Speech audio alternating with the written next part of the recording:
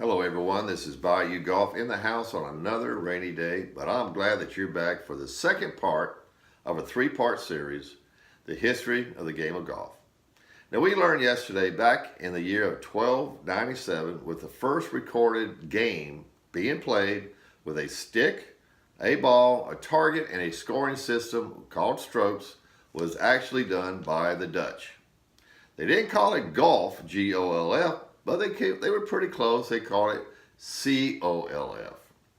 Now, by the time the 1400s had rolled around, the game of golf had settled in with the Scots. But from 1486 to 1618, the Scots actually ordered their golf balls from the Dutch. Now, the Dutch was using a golf ball they called the hairy golf ball. Reason was they used the hairs off a cow or straw wrapped in leather. Now you can imagine this was probably a very soft ball, so the distance, I don't think they were getting what we get today. Now in 1618, the golf ball had advanced to using feathers, chicken or goose feathers. Now they would take this, wrap it in leather, and soak it in water. And as it was drying out, they would take this leather and try to shape it as best they could. And I've seen pictures of it. You can imagine using feathers. There was not a really round as we might think of it today.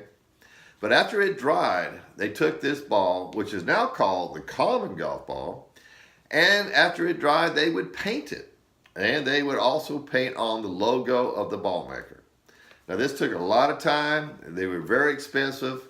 And they did not hold up very well. They split real easy. Now, by the time 1848, there was a new ball introduced. Someone had discovered by using the sap of a Malaysia tree, they could heat it up and mold it into a round ball, and then they started using this ball instead of the feather ball. In 1890, the Guttie, G-U-T-T-I-E ball was introduced. Now, still using the same sap, but they put bumps on the ball. Someone had discovered that doing this, the ball would fly better in the air. Now, they had molds. I mean, they just didn't put bumps here and there. They had patterns. Seen pictures of it. Great. Looks like the same balls that we got, except the dentures was popped up. Okay? 1898 rolled around, and a gentleman named Colburn Haskell. He worked for the B.F. Goodrich Company. He was a scientist. He had a little experiment going on. It was curing. So he used his time. He found a ball. Didn't really say what kind of ball, but he used his time. And he took that ball, and he took strands of B.F. rubber, B.F. Goodrich rubber, and he wrapped it around that ball, threw it on the ground, and was just blown away on how this ball just took off. So, being a golfer, he decided he would start his own golf business, taking a hard surface, I imagine rubber being a B.F. Goodrich, taking the same rubber, wrapping it around the ball, and coated that with another new sap called Balata. Now, that was played until 1900s, the same dimples and stuff like that. But in 1900, someone had figured out if they reversed the dimples like we have today, it would fly better. Now, by the time 1930 had rolled around, the USGA was established, and they started putting regulations and rules on the golf ball. 1960, the first patent of the golf ball was introduced by the Spalding Golf Ball Company. Now, the golf clubs. Wherever the game was being played, they used whatever wood was available. I mean, gum trees, hickory, probably palm trees if they had them, to make the clubs they used to play with.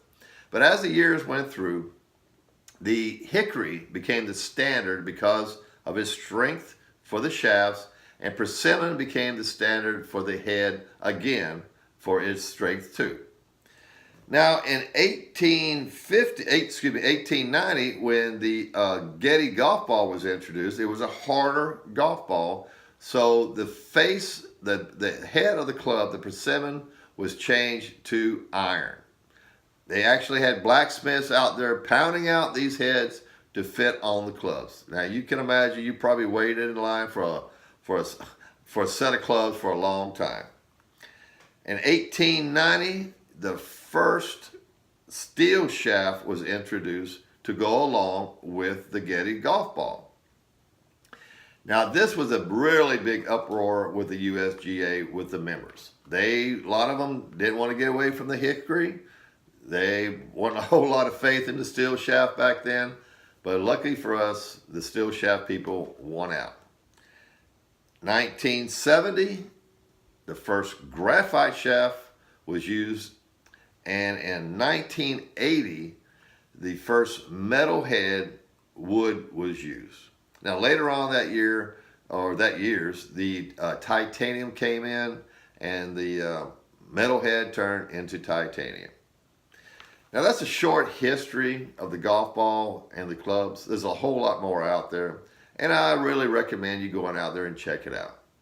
Now come back tomorrow for the last part of a 3-part series, and we'll talk about some more interesting stuff with the history of the game of golf.